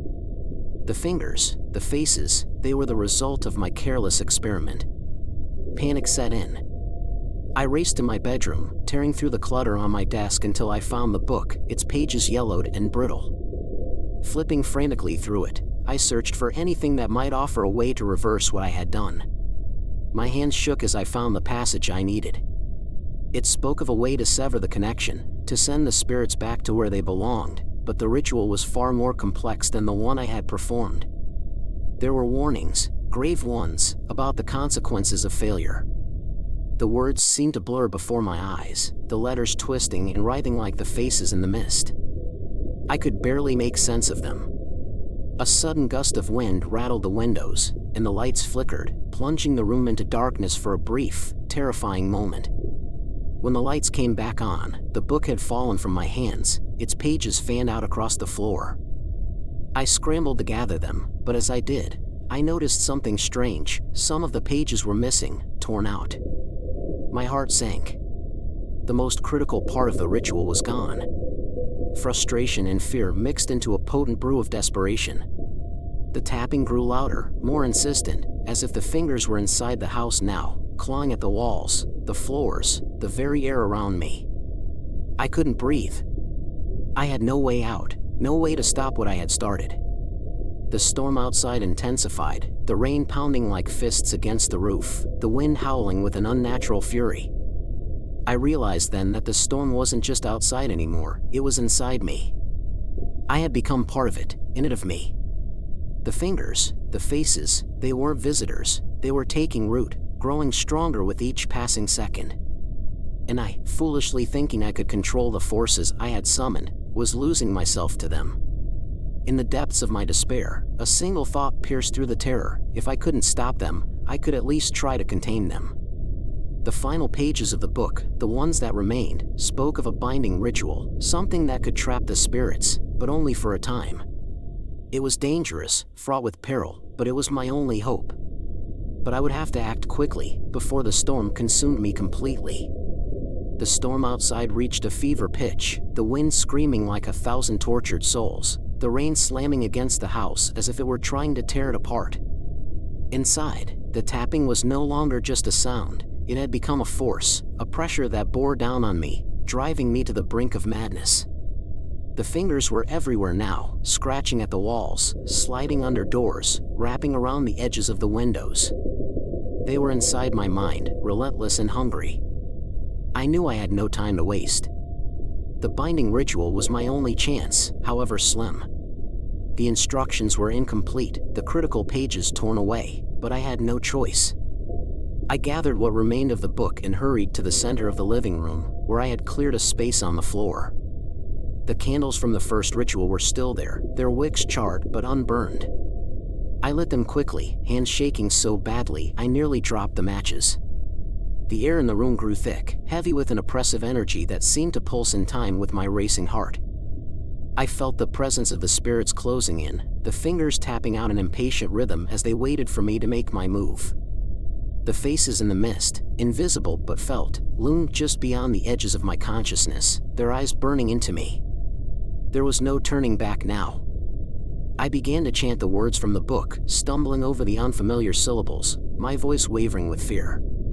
The room seemed to contract around me, the walls pressing in, the light from the candles flickering wildly. The tapping grew louder, faster, as if the fingers were drumming on my very skull. I pushed on, forcing the words out, desperate to complete the ritual before the spirits overwhelmed me. As I spoke the final incantation, the candles flared, their flames leaping high, casting grotesque shadows on the walls. The pressure in the room intensified, and for a moment, I thought I had done it, that I had succeeded in binding the spirits, trapping them where they could no longer harm me. But then, the flames sputtered and died, plunging the room into darkness. The tapping stopped. For a brief, breathless moment, there was silence. The air was still, the storm outside suddenly muted, as if the world had been put on pause. I held my breath, waiting, hoping that the ritual had worked. But in the darkness, I felt a presence, stronger than before, more solid, more real. It wasn't just the fingers anymore. It was something far worse. The mist began to seep into the room, curling around my feet, cold and damp. The faces emerged from the shadows, more defined now, their features sharper, more human yet grotesquely distorted.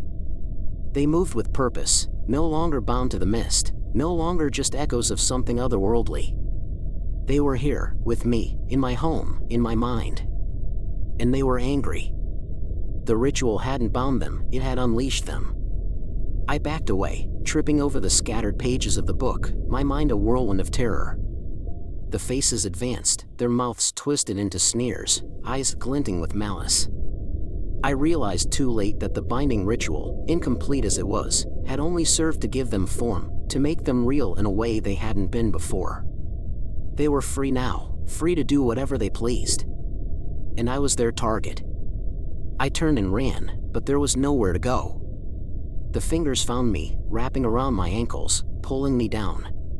The faces closed in, their breath cold against my skin, their voices a cacophony of whispers, promises of pain and suffering. I screamed, but no sound came out, my voice stolen by the darkness. They were all around me, inside me, tearing at my mind, my soul. In the last moments before the darkness claimed me, I realized the horrible truth: I had not invited them in. They had always been here, waiting, watching, feeding off my fear, growing stronger with each tap against the window. The rain had never been rain, it had always been fingers, always been them, trying to break through, to take what was theirs. And now they had. The fingers at my window have taken me. The tapping has stopped. Story 7. The Shadow That Stalks. I always hated the mornings. There was something unsettling about the quiet before the world fully woke up, a stillness that felt too perfect. This morning, though, it wasn't the silence that bothered me. It was the way my shadow looked as I stepped out of bed. The dim light from the window cast it across the floor, stretching unnaturally long, like a smudge on a painting that didn't belong. I rubbed my eyes, blaming it on sleep deprivation, and shook off the nagging discomfort. My morning routine was the same as always: coffee, a quick shower, and scrolling through my phone as I got dressed. But no matter where I stood, my shadow followed me with an odd lag, as if it were resisting the light's demand to mirror my movements. I ignored it, trying to focus on the mundane tasks of the day. As I poured my coffee, I couldn't help but notice how my shadow seemed thicker, almost darker than usual. It clung to the walls like it had weight, substance. But it was just a trick of the light, surely. Shadows were just the absence of light, nothing more. By noon, I could no longer dismiss the unsettling feeling that had been growing in the pit of my stomach. Something was wrong. I was sitting at my desk, staring blankly at the screen, when I caught sight of it again. The sun had shifted, casting my shadow in a perfect outline against the wall. Only now, it wasn't connected to me at all. I blinked, my heart skipping a beat as I realized the horrifying truth: it had detached. Panic set in as I stood up, waving my arms frantically.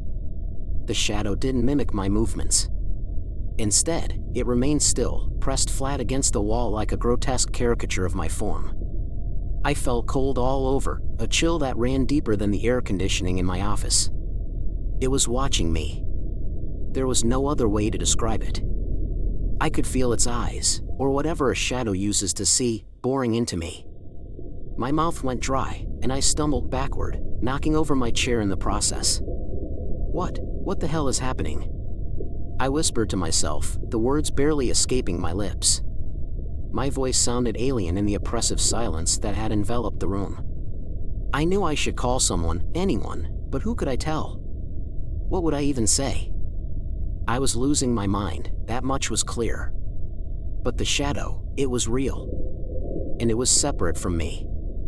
I backed out of the room, keeping my eyes locked on the wall where the shadow remained fixed, unmoving. My breath came in shallow gasps, the reality of the situation sinking in like a lead weight in my chest. I reached the hallway and hesitated, afraid to turn my back on it, but I had to get out. I had to escape whatever nightmare this was. As I finally turned to flee, I felt a sudden pull, like a magnetic force, dragging me back. I glanced over my shoulder, and that's when I saw it. The shadow had started to move, inching closer, creeping along the wall with a slow, deliberate intent. It was coming for me. I bolted down the hallway, my footsteps echoing against the walls as I tried to put as much distance between myself and that twisted thing as possible. My heart pounded in my ears, drowning out every other sound except the rapid thudding of my pulse. I didn't dare look back. The idea of seeing that shadow creeping closer filled me with a terror I hadn't felt since childhood nightmares. The hallway stretched longer than it ever had before, and every step felt like wading through thick mud. Bursting into the living room, I slammed the door behind me and locked it, as if a simple wooden barrier could keep out whatever was following me. I stood there, panting, my mind racing. Shadows don't move on their own. They don't detach from their owners. They certainly don't stalk people. But mine did. It was real, and it was coming for me. I leaned against the door, trying to steady my breathing, but my skin crawled with the sensation of being watched. My eyes darted around the room, searching for some sign of safety. It was just an ordinary living room, sunlight streaming through the curtains, everything in its place. Yet, the normalcy only heightened my dread. I couldn't stay here. I needed help, someone to tell me I wasn't losing my mind. My phone was on the coffee table, and I lunged for it, nearly dropping it in my shaking hands. I dialed my best friend, Sarah, the one person who might understand, or at least believe me. The phone rang once, twice, and then her voice, bright and familiar, filled my ear. "Hey! What's up?" "Sarah, something's wrong. I gasped, my voice trembling. My shadow, it's not attached to me anymore. It's following me, watching me. The words sounded absurd as I spoke them, like a child's nightmare brought to life. I expected her to laugh or tell me to stop messing around. Instead, there was a pause, a long, heavy silence on the other end. "What do you mean, your shadow detached?" she finally asked, her tone cautious. "I don't know how to explain it," I said, glancing nervously at the door. "But it's not with me anymore. It's like it's alive, Sarah. It's moving on its own, and it's coming after me." "Are you sure you're not just imagining things?" she asked, though there was a hint of doubt in her voice. "Maybe you're stressed or overtired. Shadows don't just. It's real." I interrupted, my voice rising in panic. "I'm not imagining this. Please, I need you to believe me."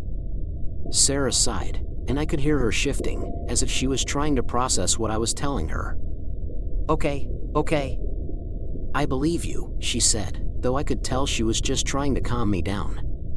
"What do you want to do? Should I come over?" Before I could answer, I heard a faint sound, like a whisper, coming from behind the door. It was soft, barely audible, but it sent a shiver down my spine. I pressed the phone to my chest, holding my breath, and listened. The whispering grew louder, a dark, slithering sound that made my skin crawl. It wasn't a voice I recognized, but the words, if they were words at all, were full of malice, seething with intent. "Sarah, I think it's here," I whispered into the phone, terror gripping me like a vice. "I don't know what to do." "Get out of the house," she urged, her voice now as frantic as mine. "Run, go to a public place, somewhere with lots of people. I'll meet you there." I nodded, though she couldn't see me, and took a deep breath. The whispers behind the door had grown louder, more insistent, as if they were beckoning me to open it. But I wouldn't. I couldn't. Without another word, I grabbed my keys and bolted for the front door. The moment I touched the doorknob, a shadow slid under the door, pooling at my feet like a living inkblot. I screamed, pulling my hand back, but it was too late. The shadow began to rise, forming a shape, a figure that loomed over me, blocking my escape. Its eyes, dark, hollow voids, locked onto mine. The figure before me was more than just a shadow, it had taken on a life of its own, an entity forged from darkness itself. Its form was indistinct, shifting like smoke caught in a draft, yet its presence was undeniable. It towered over me, the room growing colder, the air heavy with the scent of decay.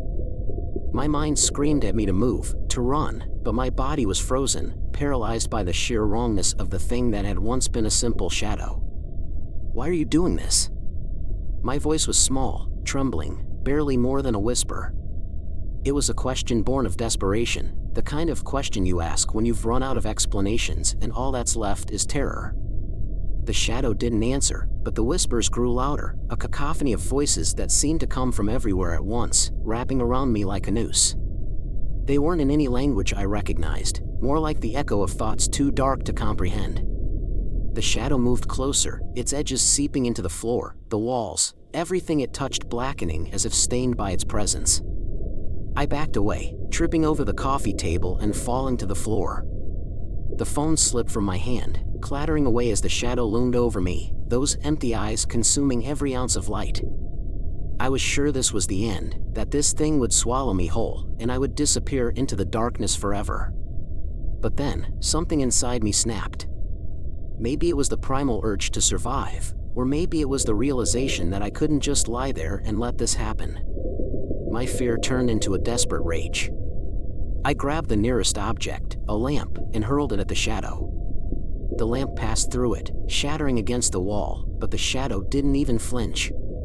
It was like trying to fight smoke with your fists, utterly futile. "Leave me alone!" I screamed, scrambling to my feet and grabbing another object, a book this time, hurling it at the dark mass. But nothing stopped it. The shadow surged forward, and I felt its cold touch on my skin, like icy fingers wrapping around my wrist. Pain shot through my arm, and I cried out, yanking myself free. But the shadow had marked me. Black tendrils of darkness spread from where it had touched, like frostbite, numbing my hand and creeping up my arm. My vision blurred as panic set in. I stumbled toward the door, my body sluggish, the dark tendrils spreading, pulling me down. With a last burst of strength, I flung the door open and threw myself outside.